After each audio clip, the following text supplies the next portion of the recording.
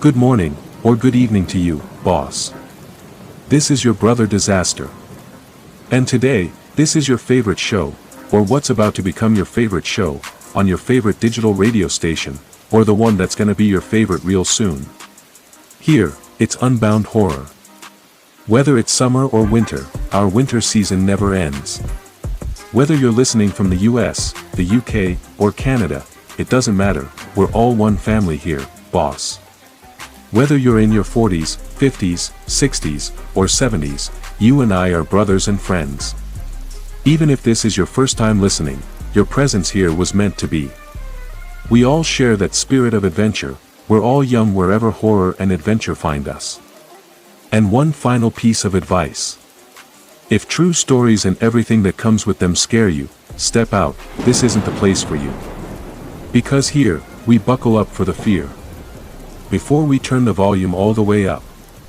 This is Disaster on the radio, boss. Let's roll.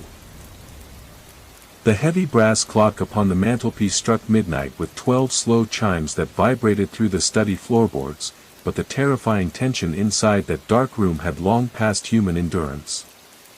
I stood paralyzed behind the thick velvet curtains near the bay window, my right hand gripping the cold steel grip of my revolver so tightly that my knuckles burned white, while my eyes remained locked on the terrifying scene unfolding just a few feet away.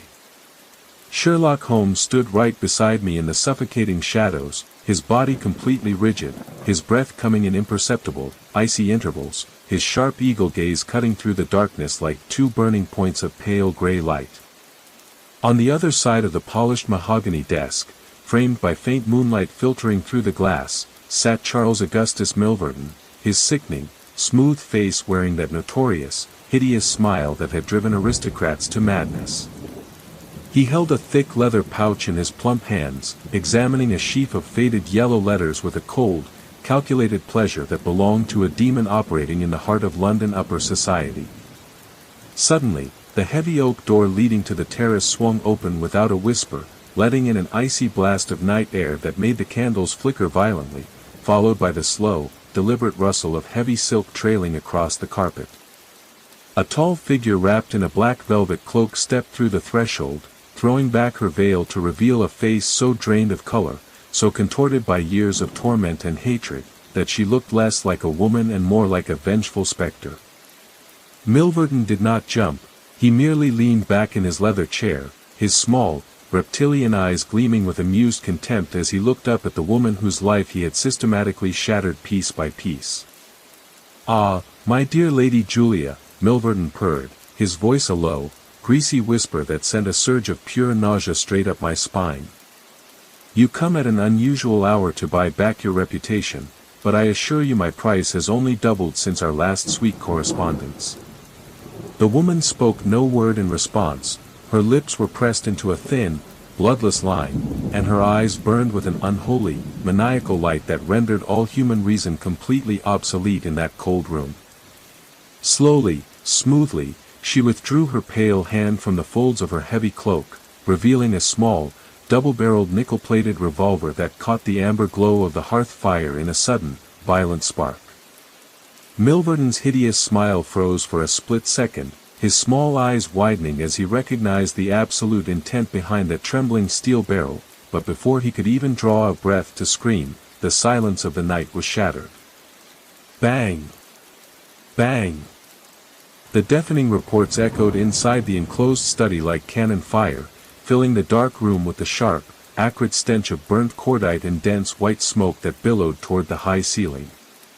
Milverton let out a wet, strangled gasp, his heavy body jerking violently against the leather chair as two dark, steaming holes opened across his fine white shirt, crimson blood spurting forth to soak his embroidered waistcoat in seconds.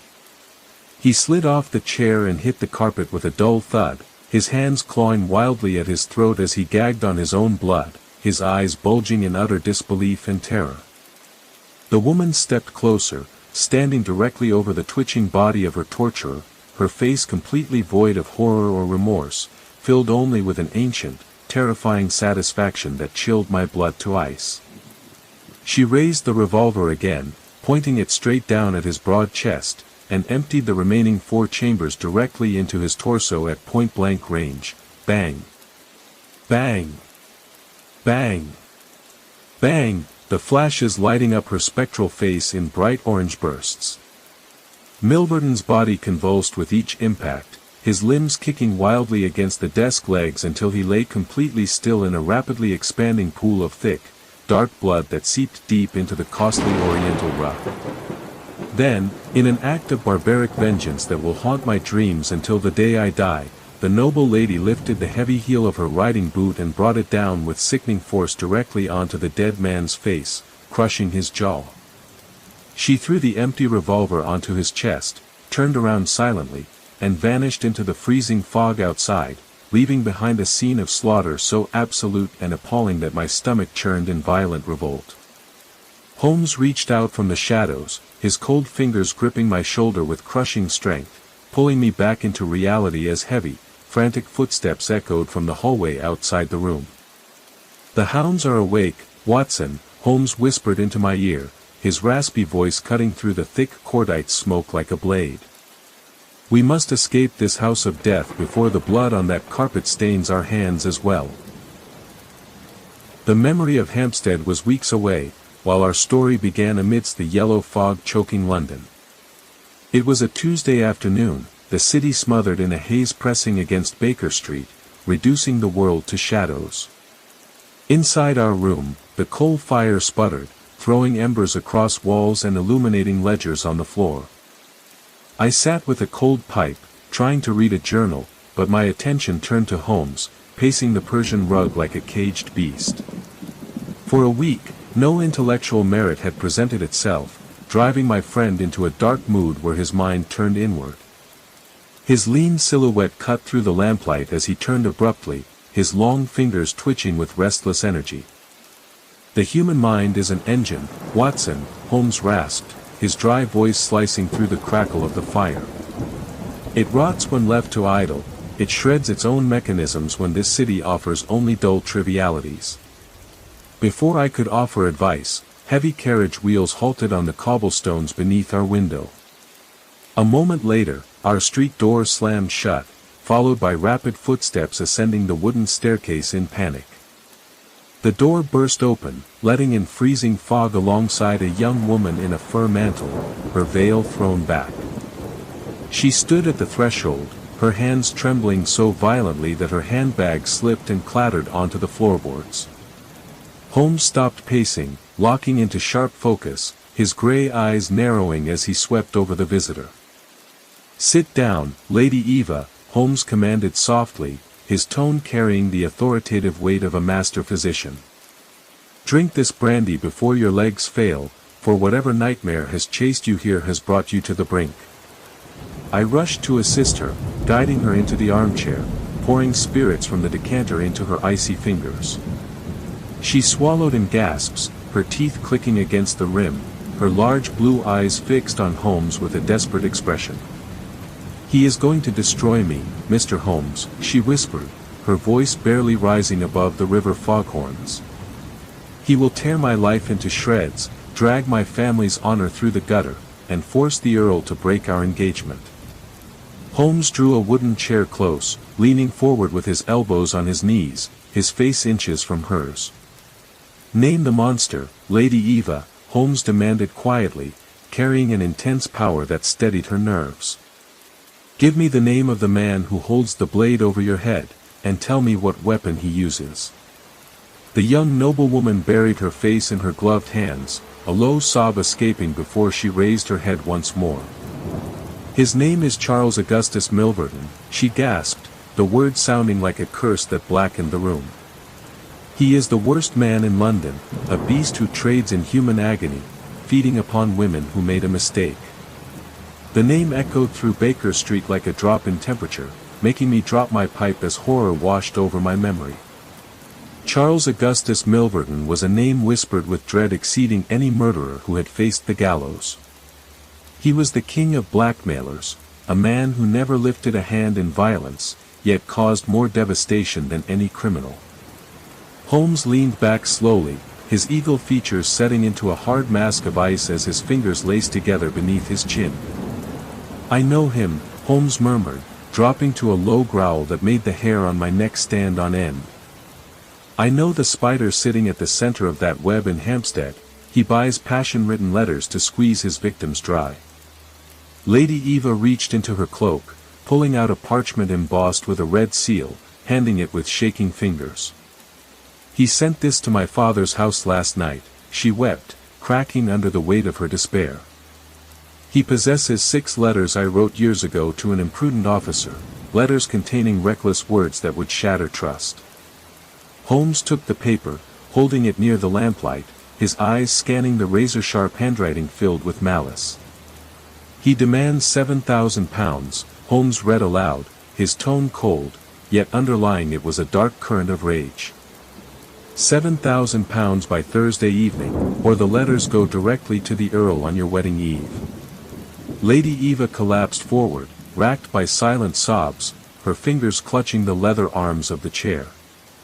My father cannot raise such a sum in 3 days without ruining our estate, she cried through a veil of tears.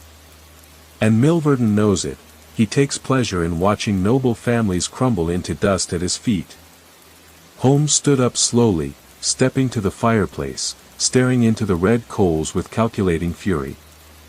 He turned back to face the weeping girl, his tall frame looming like a dark sentinel standing between her and the abyss. "Go home, Lady Eva," Holmes said softly, carrying the solemn weight of a vow written in iron. "Say nothing to your father, say nothing to the Earl, and leave Charles Augustus Milverton to me, for we enter battle with a demon." The following morning, yellow mist had settled into a greasy film clinging to Baker Street like a damp shroud. Sherlock Holmes had not slept. When I descended to our sitting room at 7, I found him before his chemical table, staring into a beaker while a cold pipe hung between his teeth. His eyes were bloodshot, his face pale and hollowed by a long night, yet his movements possessed a terrifying precision signaling a crisis. "Put on your heavy overcoat, Watson," Holmes said, his raspy voice cutting through the hiss of the spirit lamp before I could pour tea. "We have an appointment at Appledore Towers, and it would be a breach of etiquette to keep the king of blackmailers waiting." I watched him pull a notebook from his pocket, flipping through densely written pages with profound revulsion. "I have spent the night reviewing Milverton's past exploits, Watson," Holmes continued, stepping toward the window to observe the street. "The man is a genius of moral destruction.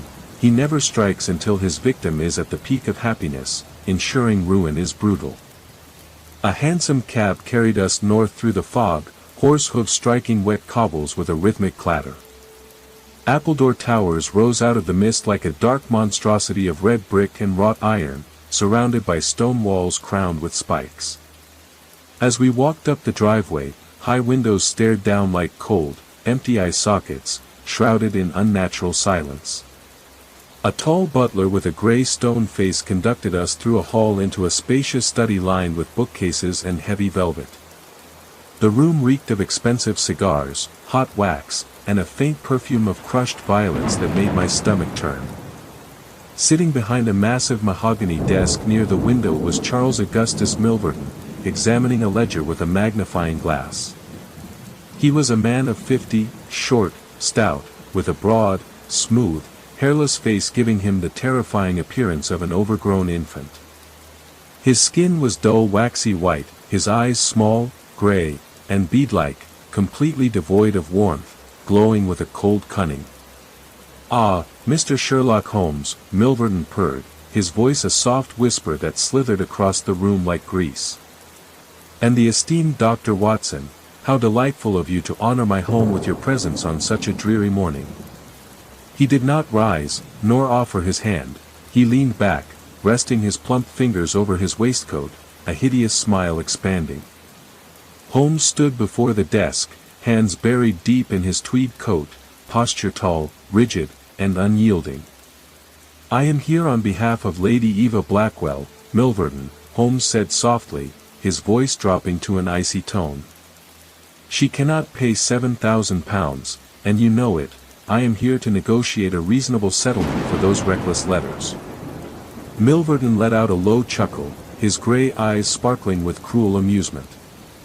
"Oh, dear me, Mr. Holmes," the blackmailer murmured, shaking his round head with mock disappointment. "I am afraid you misjudge my business methods entirely. I do not negotiate, nor do I lower my prices out of sentimental pity." He tapped his plump index finger against the timber desk, looking at Holmes as an entomologist might observe a pinned beetle.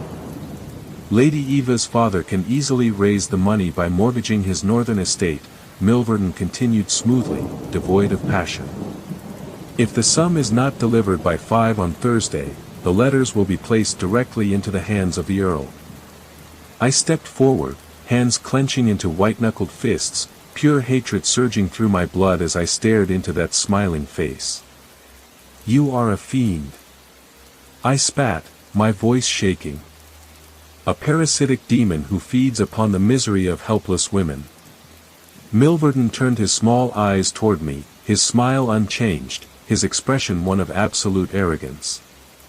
"Insults do not break bones, Dr. Watson," Milverton chuckled softly, turning back to his desk papers. "If you gentlemen have no financial offer to make, I must ask you to leave, for my time is value." Holmes leaned over the mahogany desk, bringing his sharp face close to the blackmailer's nose, eyes burning with predatory fury. "You think you are safe behind your iron gates and legal technicalities, Milverton," Holmes whispered, every word sharp as a knife. "But you have crossed a line from which there is no return, and I give you my word that you will answer for every drop of blood." We walked out of Appledore Towers in complete silence, the freezing Hampstead fog closing in behind us like the massive jaws of a grave. The image of Charles Augustus Milverton sitting behind his mahogany desk, smiling with that smooth face while trading in human agony, had seared itself into my brain with the intensity of a branding iron. As our hansom cab rattled south over slick cobblestones toward Baker Street, I watched Sherlock Holmes sitting opposite me, his cloak pulled tight, his jaw set into a line of icy marble. He did not utter a word for the entire hour of our journey. His gray eyes were fixed on the swirling mist outside the window, staring into the void with a dark focus that made my skin cold. When we finally returned to 221B, Holmes bypassed his breakfast tray, stepping to his desk where he sat motionless for 3 hours, staring at a sheet of heavy parchment with his hands laced tightly beneath his chin. The silence inside our flat grew so suffocating that even the crackle of the coal fire sounded like violent explosions in the quiet room. Suddenly, at 3 o'clock in the afternoon, Holmes stood up from his chair, his movements smooth, swift, and devoid of a single trace of hesitation. He walked over to his closet, pulled out a heavy canvas bag filled with specialized iron tools, and laid them out neatly upon the green felt of the card table. I leaned forward from my armchair, my eyes widening in utter disbelief as I recognized small steel crowbars, tension wrenches, skeleton keys, and fine diamond-tipped drills designed for silent safe-cracking. "Holmes," I gasped, my voice rising in a sharp wave of sudden alarm as I looked from the terrifying iron tools to his cold face. "What in God's name are you preparing to do?" Holmes looked up at me, his sharp eagle profile illuminated by the amber glow of the table lamp, his gray eyes burning with a calm fire. "I am going to burgle Charles Augustus Milverton's house tonight, Watson," Holmes replied, his raspy voice dropping to a low whisper that sent a surge of pure terror through my veins. "The law has failed, Watson. The law protects the monster while handing the innocent victim over to his blade, and where the law is powerless, I will take the burden upon my own shoulders." I leaped to my feet, stepping between him and the table of iron tools, my hands trembling as I grabbed him by the lapels of his tweed coat. "This is utter madness, Holmes," I pleaded, my voice shaking with raw terror for my friend's life and honor. "You are risking everything, your reputation, your freedom, your very life.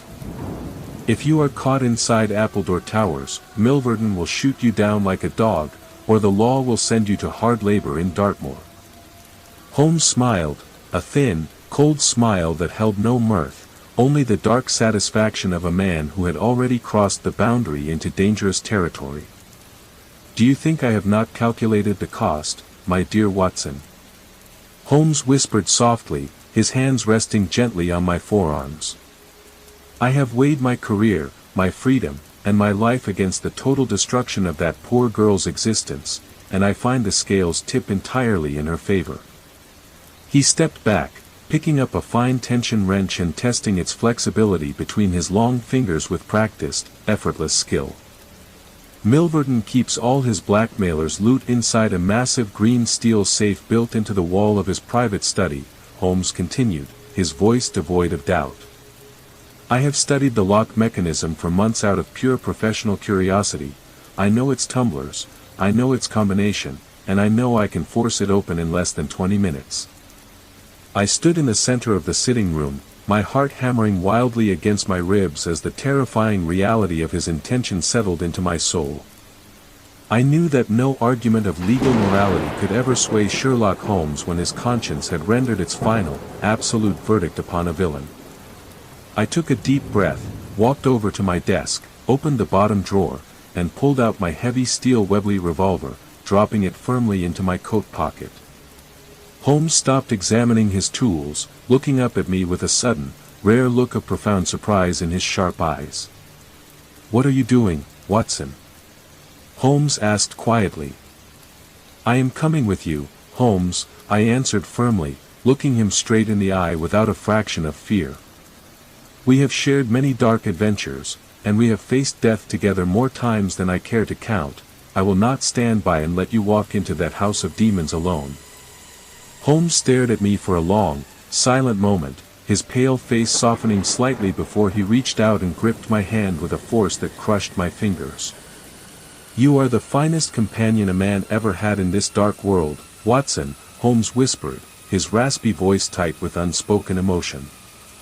"Now let us prepare ourselves, for the midnight hour approaches, and we must become ghosts in the dark, boss." The clock on the mantelpiece clicked softly as the midnight hour drew near, casting long shadows across the room as Holmes made final preparations for our illegal expedition. He stripped off his tweed suit and put on a dark, tight-fitting silk jacket, wrapping a dark wool scarf tightly around his throat to conceal his pale flesh. From his leather bag, he pulled out 2 silk masks, handing one to me while his eyes locked onto mine with a sharp, chilling intensity that admitted no error. "Once we cross the boundary wall of Appledore Towers, Watson," Holmes whispered, his voice dry and low like leaves skittering across cobbles, "we become outlaws in the eyes of the Crown." He checked his pocket watch, snapped closing the gold lid with a sharp, dry metallic click that seemed to mark the boundary between our past lives and the dark abyss ahead. "The night is pitch black, the mist is thick enough to drown a light, and the household will be asleep in their beds," Holmes added, slipping a cap over his ears. "If we are discovered, you must run for the outer garden wall without looking back. Do not fire your weapon unless your life is pinned to the earth by hounds." We left Baker Street on foot, moving like silent shadows through the freezing, sulphurous vapor that choked the empty avenues of northern London. The city was dead, no cabs plied the slick, black streets, and the gas lamps flickered like dying eyes through the thick, swirling curtains of yellow fog. After an hour of intense walking through the biting cold, the massive outline of Appledore Towers rose out of the dark like a looming fortress of red brick and iron spikes. The high stone wall surrounding the estate was slick with ice, but Holmes moved with feline agility, scaling the masonry and dropping soundlessly onto the damp turf. I followed him over the parapet, landing heavily in the wet garden soil, my hand clutching the steel revolver in my pocket as my heart hammered against my ribs like a trapped bird. The grounds were choked with total darkness. The massive oak trees surrounding the lawn stretched their barren branches toward the sky like twisted fingers reaching out of a graveyard. Holmes guided me through the dark with absolute certainty, his long hand resting gently on my sleeve as we navigated around silent fountains, stone statues, and frozen rose beds. We reached the rear terrace of the mansion, where the heavy glass doors of the conservatory led into the main living quarters of the house. Holmes pulled out a diamond-tipped glass cutter, applying it to the glass pane near the lock with smooth, practiced, silent pressure. A sharp, faint scritch echoed through the freezing air, followed by a dull tap as a round circle of thick glass fell into his gloved palm. He reached his long arm through the aperture, unlatching the brass fastener, and swung the heavy door open just enough for our slender silhouettes to slip into the house.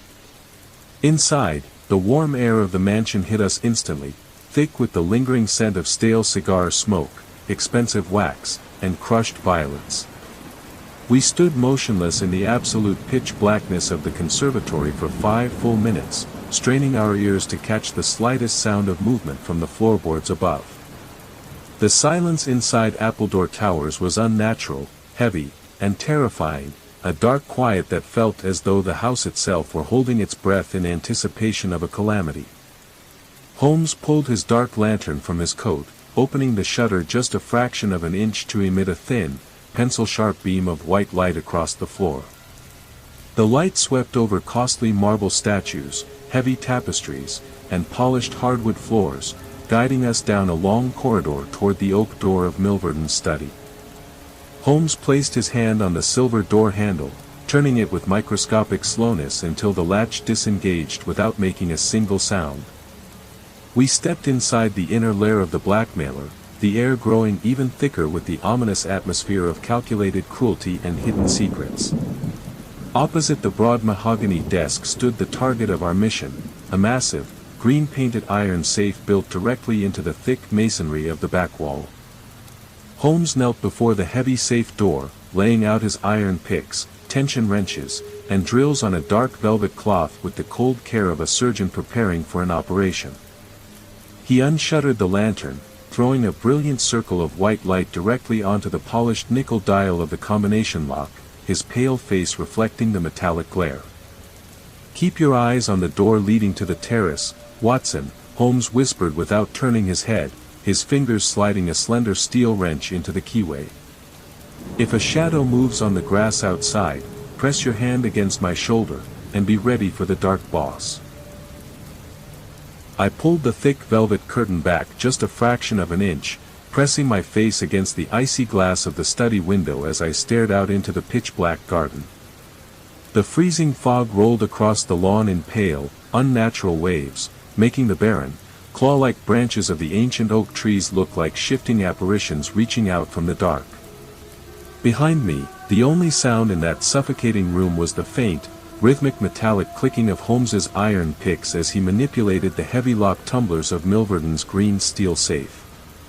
He worked with a terrifying, mechanical concentration, his pale face inches from the nickel dial, his fingers moving with the delicate precision of a master surgeon dissecting a nerve.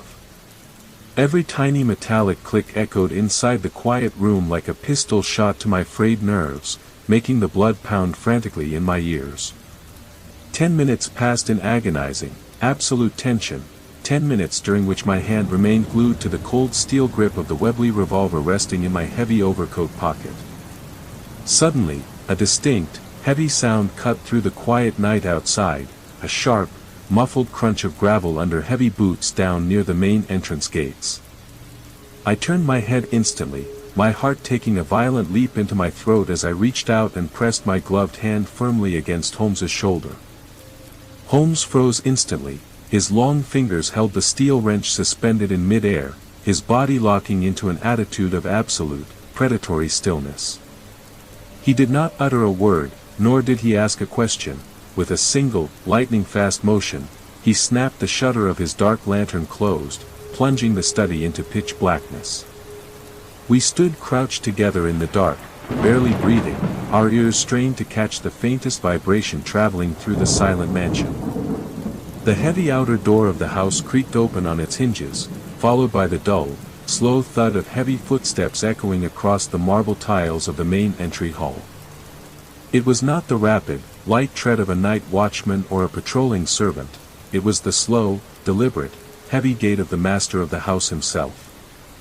"Milverton," Holmes whispered into my ear, his breath cold against my cheek, his voice completely devoid of panic, carrying only a dark, icy focus. "He is coming down to his study. Slip behind the velvet curtains near the bay window, Watson, and do not make a single sound or move a muscle."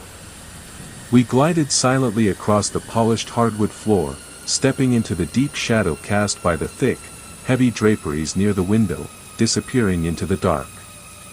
A moment later, the silver handle of the study door turned with a sharp, metallic click, and the heavy oak door swung open into the room.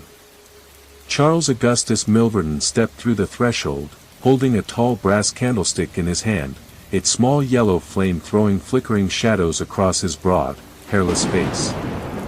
He was wearing a long burgundy silk dressing gown over his clothes, his small, gray, bead-like eyes scanning the quiet room with a cold, suspicious scrutiny. He walked directly toward his mahogany desk, placing the brass candlestick upon the green leather blotter, letting out a low, heavy sigh that sounded like a tire deflating. He did not notice the green safe behind him, nor did he see the tiny scratch marks around the nickel combination dial left by Holmes's iron picks in the dark. Instead, he pulled a small gold pocket watch from his gown, checked the time with a scowl, and sat down in his high-backed leather chair facing the glass doors of the terrace. He reached into his pocket, pulled out a long Cuban cigar, lit it with a wooden match, and blew a thick cloud of blue, pungent smoke toward the ceiling. I watched him from behind the velvet curtain, my knuckles burning white as I gripped my revolver, my stomach churning with a mixture of terror and disgust. The blackmailer was waiting for someone, his small, waxy face was set into an expression of cold, arrogant expectation as he tapped his plump fingers against the mahogany armrest. The clock on the mantelpiece ticked away the seconds with heavy, agonizing slowness, marking the approach of a violent, unforeseen midnight encounter. Outside, the freezing fog pressed hard against the glass panes, as if the very night were gathering its black shadows to witness the bloody drama about to unfold inside that silent room. Boss. The suffocating stillness inside the dark study was stretched to its absolute breaking point, each second dragging like an eternity while Charles Augustus Milverton sat motionless in his leather armchair. He continued to puff on his cigar, the glowing red tip casting a faint, demonic embers light across his smooth, hairless face every time he drew a slow breath. I stood paralyzed in the cold shadows behind the velvet curtain, my muscles aching from the intense strain of remaining motionless, my eyes glued to the heavy glass doors of the terrace. Suddenly, a faint, metallic scraping sound echoed from the dark garden outside, a sound so subtle that only a man listening with every fiber of his being could have caught it. Milverton's ears twitched, he removed the cigar from his lips, leaning forward slightly, his small, bead-like eyes fixing upon the glass panes with a sharp, expectant gleam. The heavy conservatory door creaked open, followed by the soft, distinct rustle of heavy silk trailing across the carpeted hallway toward the study door. The door opened without a whisper, and a tall female figure wrapped in a long black velvet cloak stepped into the dimly lit room, her face obscured by a dark veil. Milverton did not rise from his chair, he merely smiled, that sickening, infant-like smile that made my blood run cold, and rested his plump hands over his waistcoat. "Ah, my dear lady," Milverton purred, his voice an oily, low whisper that cut through the silence like a sharp blade. "You come at a most unusual hour, but I presume your business could not wait until the morning light." The woman stepped closer to the desk, her movements slow, deliberate, and entirely devoid of the trembling hesitation that usually characterized the blackmailer's terrified visitors. She reached up with a gloved hand and threw back her veil, revealing a face so drained of color, so contorted by years of silent suffering and venomous hatred, that she looked like a corpse returned from the grave. Her pale skin was tight over her high cheekbones, her dark eyes burning with an unholy, maniacal light that sent a surge of pure terror down my spine. "You do not recognize me, Charles Augustus Milverton," she said, her voice dropping to a low, raspy tone that shook with suppressed, volcanic fury. Milverton leaned back, his gray eyes narrowing slightly as he examined her features with cold, professional curiosity. "I confess your face escapes my immediate memory, madam," Milverton replied smoothly, puffing on his cigar without a trace of fear. "Though if you are here to negotiate the return of your correspondence, I must inform you that my price remains fixed and non-negotiable." The woman let out a low, terrifying laugh, a dry, bitter sound that held no mirth, only the dark satisfaction of a soul that had already surrendered to total ruin. 5 years ago, you sent a bundle of private letters to my husband, she whispered, her voice rising in a sharp, trembling crescendo. You broke his noble heart, you drove him to an early grave in the dark earth, and you turned my life into a living nightmare of endless disgrace and isolation. Milverton shrugged his plump shoulders, tapping the ash from his cigar onto the polished mahogany desk with supreme, dismissive indifference. You made a foolish mistake in your youth, madam, the blackmailer murmured coldly, turning his eyes back toward his ledgers. I merely run a business based upon the market value of truth. If you have no money to offer me tonight, I must ask you to leave my house. I have not come to offer you money, monster, she gasped, her pale hand reaching deep into the folds of her heavy velvet cloak. I have come to ensure that you never ruin another innocent life in this city again. Before Milverton could even process her words or draw a breath to scream for his domestic servants, her hand emerged from her cloak, gripping a small nickel-plated revolver that caught the faint candlelight in a sudden, brilliant flash. Milverton's hideous smile froze in an instant, his small eyes widening in sheer, unadulterated shock as he recognized the terminal intent shining behind her pale face. The woman pulled the trigger without a moment's hesitation, shattering the heavy silence of the night with a violent, deafening report that echoed like thunder inside the closed study. Boss. The deafening crash of the initial gunshot tore through the suffocating stillness of the study, shattering the glass lamp on the desk and plunging the room into a chaotic, shadow-draped nightmare. Milverton let out a strangled, wet gasp as the bullet struck him, his broad face twisting into a mask of sudden, frantic horror that completely destroyed his former arrogant composure. He lunged forward across the mahogany desk, his plump fingers clawing wildly at the blotter, trying desperately to pull his heavy frame toward the bell rope hanging beside the hearth. You devil! Milverton choked, blood bubbling over his lips as he struggled to raise his voice to call for his domestic servants. The veiled woman did not step back, nor did her hand tremble for a single fraction of a second as she stood over the writhing blackmailer like an avenging fury born of the dark. She pressed the smoking nickel muzzle of her revolver directly against his chest, pulling the trigger again and again in rapid, merciless succession that filled the small study with blinding flashes of white fire. The sharp, rhythmic reports rang out like thunder, bang, bang, bang, bang, each shot driving Milverton's heavy body back into his leather armchair until he collapsed across the floorboards in a limp, lifeless heap. The thick, acrid reek of burnt gunpowder and fresh blood filled the air, so dense and suffocating that it made my throat burn as I stood frozen behind the velvet curtain, my revolver clutched tightly in my hand. The woman stood over the corpse for a brief, terrible moment, staring down at the pale, waxen face of the man who had ruined her life, her chest heaving with deep, jagged gasps of raw emotion. Then, with a sudden, deliberate motion, she turned her heel, ground the heavy iron boot directly into the dead man's face, and vanished through the open terrace doors into the swirling yellow fog outside. For 5 agonizing seconds, total silence returned to the room, broken only by the faint ticking of the mantelpiece clock and the heavy, metallic drip of blood pool onto the Persian rug. My heart was hammering against my ribs with terrifying violence, every instinct in my body screaming at me to break through the glass and flee into the dark garden before the household awoke. Suddenly, Sherlock Holmes stepped out from the shadows beside me, his face as pale as a spectre's in the dim moonlight, yet his eyes burned with a cold, terrifying clarity. Holmes! I whispered frantically, grabbing his sleeve as the sound of distant shouts and pounding footsteps began to echo from the upper floors of the mansion. The house is awake. We must run before we are caught standing over Milverton's body. Not yet, Watson, Holmes rasped, his voice steady and sharp as a razor, brushing my hand aside as he stepped directly toward the open safe in the wall. That monster's death means nothing to Lady Eva if his filthy plunder remains behind to be catalogued by the police.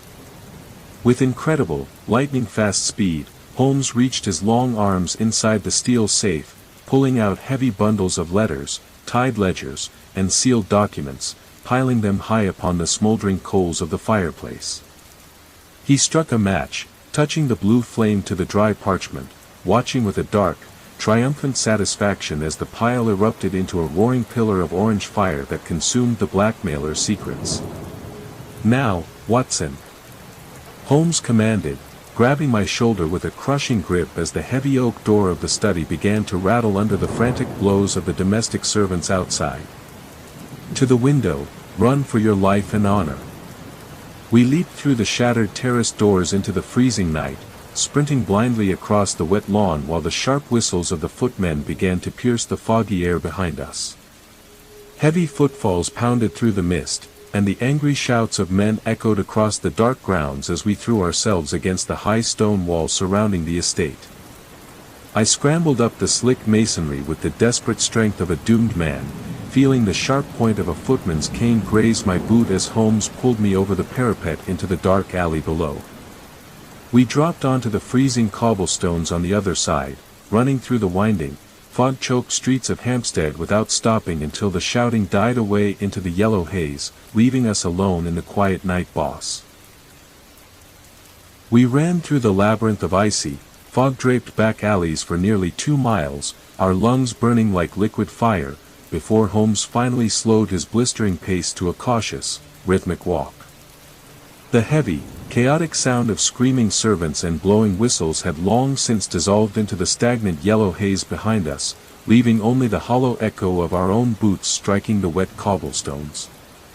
Neither of us spoke a single word as we navigated the silent, deserted streets of northern London, wrapping our heavy coats tightly around our throats to hide our breathless, mud-splattered frames from any stray constable. It was nearly 4 o'clock in the morning when we finally climbed the familiar wooden stairs of 221B, Baker Street, slipping into our sitting room like 2 exhaustion-racked phantoms returning from a nightmare. Holmes immediately bolted the heavy oak door, stripped off his damp silk jacket, and threw it into the dying embers of the hearth, watching it burn until nothing remained but a small pile of grey ash. I collapsed into my armchair, my hands trembling violently as I poured 2 heavy glasses of brandy, downing the fiery liquid in a single gulp to still the ice in my blood. The image of Charles Augustus Milverton lying dead upon his Persian rug, his waxy face crushed and his blood spreading across the mahogany desk, was burned into my brain with a terrifying, permanent vividness. "It was murder, Holmes," I whispered, my voice shaking as I looked across the dimly lit room at my friend, who stood motionless by the mantelpiece. A brutal, cold-blooded execution before our very eyes, and we stood behind the curtain and permitted it to happen. Holmes turned slowly to face me, his gaunt features illuminated by the flickering orange flames of the fireplace, his grey eyes cold, sharp, and completely unrepentant. "Justice was served tonight, Watson," Holmes replied, his raspy voice dropping to a low, authoritative growl that carried no room for doubt. The law of England could not reach that monster, it protected his foul trade while allowing him to torture the innocent to their graves, but a higher law claimed his soul in the dark. He stepped over to his chemical table, picked up his pipe, and lit it with a small wooden splint, blowing a thin ring of grey smoke into the quiet room. "I will not lift a single finger to aid Scotland Yard in hunting down the woman who pulled that trigger," Holmes added quietly, his jaw set like iron. "Her heart was broken, her life was ruined, and she executed a beast who deserved 10 gallows. Let the dead past bury its dead, for Lady Eva Blackwell is free tonight." The following afternoon, the yellow fog had cleared slightly, leaving a raw, freezing drizzle that rattled against the glass of our sitting room window. I was sitting by the fire reading the morning newspapers, which were filled with sensational, frantic headlines regarding the brutal assassination of the wealthy Hampstead collector, Charles Augustus Milverton. The articles detailed how 2 masked men had been seen fleeing across the garden wall shortly after the shooting, sparking a massive, citywide dragnet by the Metropolitan Police. Around 2 o'clock, heavy footsteps ascended our staircase, and Inspector Lestrade of Scotland Yard burst into our sitting room, his face flushed with excitement and his coat dripping wet from the rain. "Good afternoon, Mr. Holmes." "Good afternoon, Dr. Watson." Lestrade exclaimed, shaking his wet umbrella into the stand near the door. "I have come to seek your assistance in the most extraordinary and high-profile murder case that has struck this city in a decade." Holmes leaned back in his armchair, stoking his pipe with an expression of mild, polite indifference that gave away nothing of the dark drama of the previous night. "Indeed, Lestrade," Holmes murmured lazily, stretching his long legs toward the hearth. "And what great tragedy has occurred to disturb the peaceful rest of Scotland Yard on such a dreary afternoon?" Lestrade stepped closer, his small, dark eyes gleam with official importance as he leaned over the back of a chair. "Charles Augustus Milverton of Appledore Towers was shot dead in his private study last night," Lestrade whispered dramatically, looking from Holmes to me. "And the murderer left behind a trail of mystery that has left the entire force completely baffled, boss." Inspector Lestrade pulled a small leather notebook from his pocket, flipping through its damp pages with an expression of intense, official solemnity while Holmes puffed lazily on his pipe. "The murder occurred shortly after midnight, Mr. Holmes," Lestrade began, leaning against the edge of the mahogany table. "According to the household servants, a series of gunshots echoed from the private study, followed by the sound of glass shattering on the terrace." Holmes blew a long, thin stream of gray smoke toward the ceiling, his eyelids drooping in an attitude of complete, sleepy detachment. "A most dramatic affair, Lestrade," Holmes murmured softly, his voice devoid of the slightest trace of genuine interest. "I presume the local police have already secured the premises and gathered a dozen obvious clues that point in every direction at once." Lestrade gave a dry, frustrated cough, his small eyes narrowing as he tapped his notebook against his gloved palm. "The footmen rushed into the garden immediately, Mr. Holmes, and they actually spotted two men scaling the boundary wall in the heavy fog," Lestrade exclaimed, his voice rising in excitement. "They were described as tall, agile fellows wrapped in dark cloaks, moving with the speed and precision of professional housebreakers. I felt a sudden, icy knot form in the pit of my stomach, my fingers tightening imperceptibly around the armrests of my leather chair as I held my breath." "Fascinating," Holmes said quietly, without moving a single muscle of his pale face. "And what descriptions did these vigilant footmen provide of the fleeing assassins?"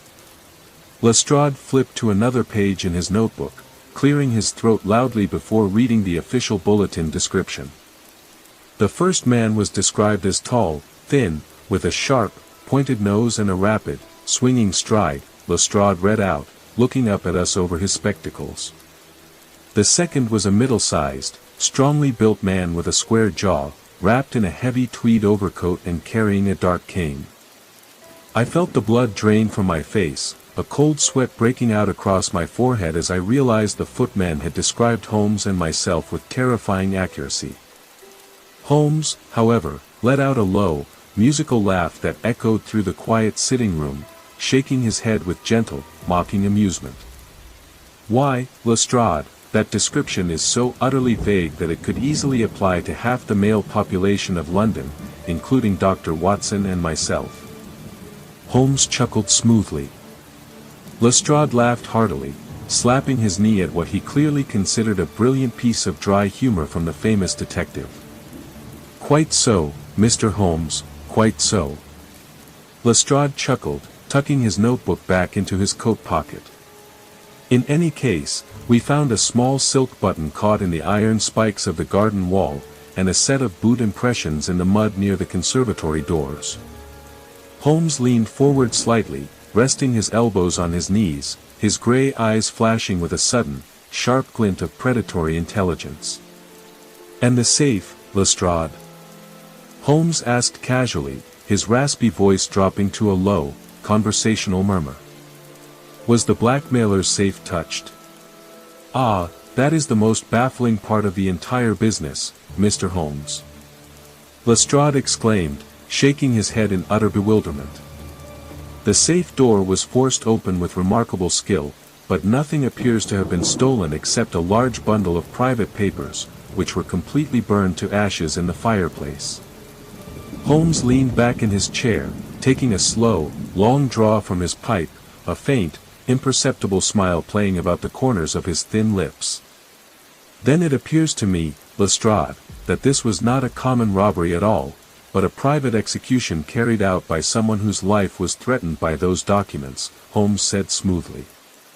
If that is the case, your search for those two men who scaled the wall will prove entirely fruitless, for they were merely ghosts in the dark acting on behalf of justice. Lestrade frowned, rubbing his chin thoughtfully as he pondered Holmes's cryptic observation. A private execution. Lestrade repeated slowly, shaking his head. Well, whatever the motive, murder is murder in the eyes of the law, Mr. Holmes, and I intend to catch those men. I wish you the very best of luck in your pursuit, Lestrade, Holmes said, rising from his chair and gesturing toward the door.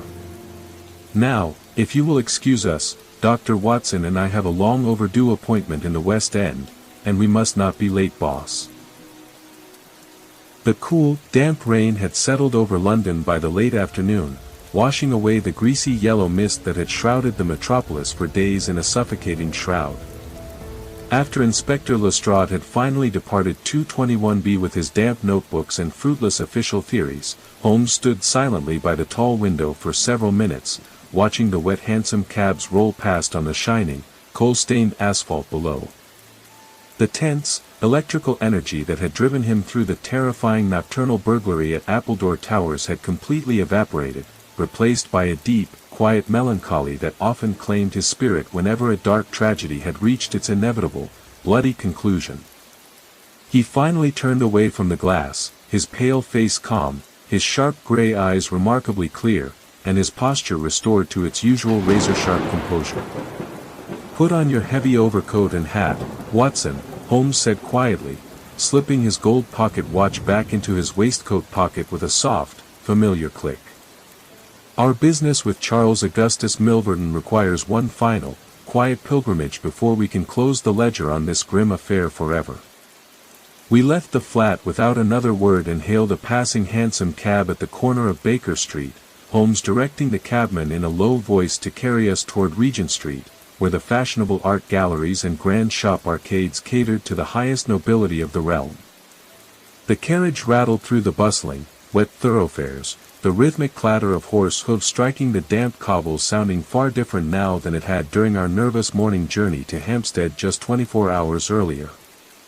The heavy atmosphere of dread that had hung over us like an executioner's shadow was gone, replaced by the cool, cleansing rain that seemed to wash away the foul memory of the blackmailer's study. We stopped outside the brightly lit shop window of a prominent society photographer, filled with elegant portraits of famous aristocrats, high-ranking military officers, foreign royalty, and prominent political leaders of the nation. Holmes stepped out onto the wet pavement, gesturing with a tilt of his head for me to follow him as he approached the large glass display, his long, slender finger coming to rest beneath a large, beautifully framed photograph of a noblewoman in formal evening attire. I leaned forward to look closely at the photograph, and a sharp, sudden gasp escaped my lips as my eyes fixed upon those striking aristocratic features, the high cheekbones, and the dark, haunting eyes staring out at the rain-swept street. It was the very face, refined, proud, yet hollowed by years of bitter grief, that had emerged from behind the dark veil in Milverton's study the previous night to deliver silent, explosive vengeance upon the monster who had destroyed her life. Beneath the portrait, written in delicate gold script, was the full name and title of a famous duchess whose husband, a prominent cabinet minister, had died suddenly 5 years before under mysterious, heartbreaking circumstances that had set all London whispering in hushed tones. "You see, Watson," Holmes whispered softly into the cool afternoon air, his gloved hand resting gently on my shoulder as we stood side by side before the shop window. "The world calls what happened last night a heinous crime, and in the strict, unyielding eyes of the law, 2 men and a woman stood in the dark and defied the statutes of the realm." He paused, his gray eyes fixing upon the portrait with a look of profound, solemn respect before he turned his collar up against the gathering drizzle. But there are times when human law is too frail, too rigid, and too easily manipulated a vessel to contain the absolute weight of true justice, and a higher, older court must take its rightful place. We stood together on the wet pavement as the bustling crowds of Regent Street surged past us, oblivious to the fact that the two men standing beside them carried the secret of the most notorious execution in modern London history. Holmes pulled his hat down over his eyes and turned back toward the curb, signaling for another hansom cab to carry us home to our quiet sitting room. We walked away into the crowded street, leaving the photograph behind in the shining glass, two silent specters who had watched the dark curtain fall on the king of blackmailers, content to let the terrible secrets of that night rest forever in the shadows. Boss. The rain continued to fall softly against the windowpanes of 221B, Baker Street as night deepened over London, wrapping the vast, restless metropolis in a tranquil, rain-washed quiet that felt almost holy after the turmoil of the past days. Inside our sitting room, the coal fire burned bright and warm, casting long, golden light across the hearth where Sherlock Holmes sat in his worn armchair, smoking his pipe in thoughtful, meditative silence. The heavy atmosphere of crisis and moral peril that had gripped our lives for the past 48 hours had entirely lifted, leaving behind a profound sense of relief that settled over us like a comforting cloak.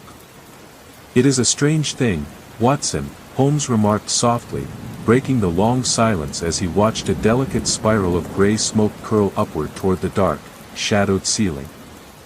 "In our long career together, we have pursued countless criminals, cunning thieves, and cold-blooded assassins, yet tonight my conscience is lighter than it has been in many months, despite the laws we broke in the dark. Because we did not act out of personal gain, malice, or pride, Holmes," I replied from across the mahogany table, laying down my journal as I looked at my friend's calm, deeply reflective face.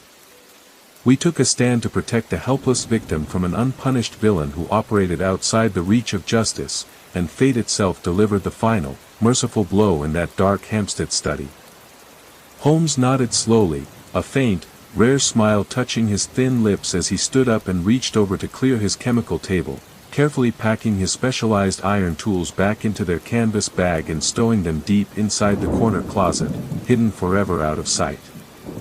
"The king of blackmailers is gone, Watson, and with his death, the complex webs of terror he spun around so many helpless souls have withered to dust in a single evening," Holmes said quietly, his raspy voice carrying the absolute finality of a closed ledger.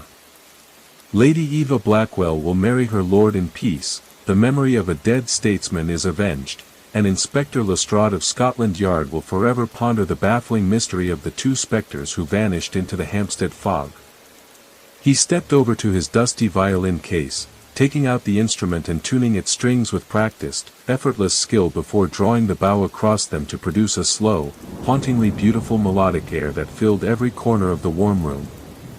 The amber glow of the oil lamp caught the steady expression in his gray eyes, revealing a man who had stared into the heart of human cruelty and walked away without losing his moral compass. I leaned back in my armchair, watching the firelight flicker across his gaunt features while listening to the soothing music as it drifted through the quiet flat, feeling the icy tension that had gripped my shoulders for days slowly melt away into the gentle warmth of the room. We had taken a terrible risk, stepping entirely beyond the protection of the crown and facing the sudden specter of execution or life in hard labor, yet looking at the crackling flames, I knew neither of us harbored a single grain of regret for our midnight raid. The haunting notes of the violin seemed to weave a protective spell around 221B, creating an impenetrable barrier against the looming terrors and corrupting sins of the dark city outside our window. For hours, the exquisite melody rose and fell, telling a silent story of honor preserved, innocent lives saved from ruin, and a ruthless monster finally brought to his knees by an unexpected hand of fate. Outside, the distant rumble of a passing carriage echoed down Baker Street before fading into the damp air, a reminder of the vast, chaotic world that moved beyond our sanctuary, full of unseen tragedies and silent battles fought in the shadows. We knew that while new mysteries and dark horrors would surely arise to challenge us in the foggy streets of the future, the ghost of Charles Augustus Milverton was laid to rest forever, his wicked archives reduced to grey ash in a cold grate. We had walked through the dark abyss of the night, stood face to face with terrifying ruin, and emerged unbroken on the other side, not merely as men of the law, but as silent guardians of a justice far higher and purer than any written statute, boss.